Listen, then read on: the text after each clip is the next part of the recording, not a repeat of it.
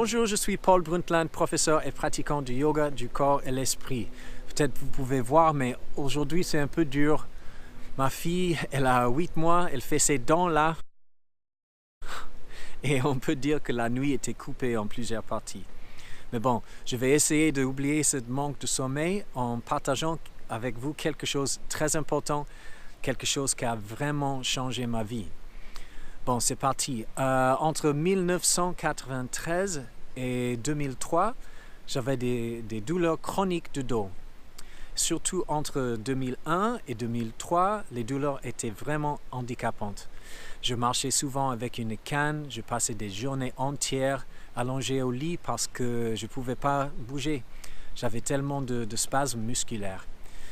Donc, je vais partager avec vous mes 2 erreurs principales que j'ai faites avant de me soigner des douleurs. Donc, première erreur, c'était de penser que au physique, de ne penser que au corps. J'ai pensé, bon, j'ai un problème avec mon dos, le dos fait partie du corps, il faut naturellement soigner le corps, il faut traiter le corps. Mais finalement, moi et vous aussi, on est beaucoup plus qu'un corps.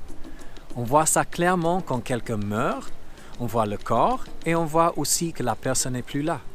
Donc, quand on parle de douleurs chroniques, surtout les douleurs chroniques et handicapantes, pas les douleurs ponctuelles qui viennent après un accident, ça c'est complètement autre chose. Mais quand c'est chronique et handicapante, on parle aussi des tensions mentales. Quand on ne traite pas les tensions mentales, c'est très difficile de se débarrasser des tensions physiques. Je m'explique. Donc, on peut par exemple faire un peu de progrès au niveau physique, on peut amener un peu plus de circulation sanguine dans un muscle, un peu plus de souplesse, comme ça on va avoir moins de douleur, un peu plus de mouvement. Mais si on ne traite pas les tensions mentales, ça va être complètement effacé par l'esprit après.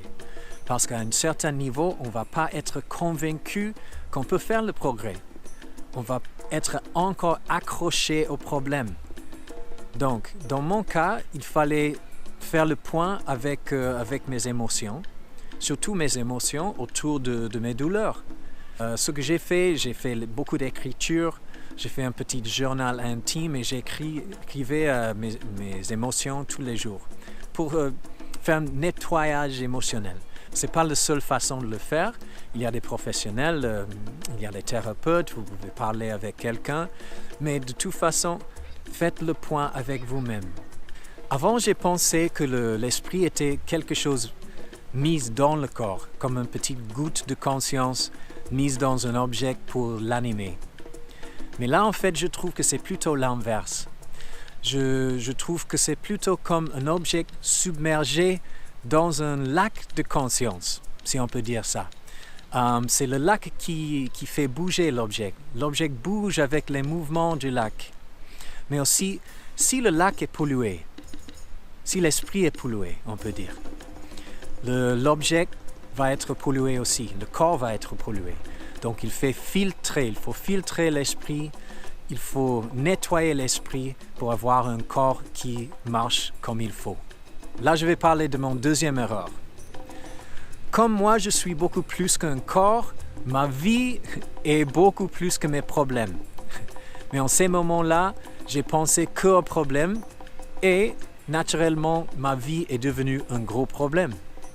Donc, il fallait prendre contrôle de mon esprit, il fallait trouver de la joie dans la vie et profiter un peu quand même, parce qu'on est beaucoup plus que nos problèmes. Donc, ce que j'ai fait, ce que j'ai trouvé très efficace en fait, c'était de trouver de la joie dans ma guérison, dans mes progrès. À chaque fois que je pouvais faire un peu plus qu'avant, j'ai célébré. Je me suis donné des récompenses. Donc, bon, c'est ça pour aujourd'hui.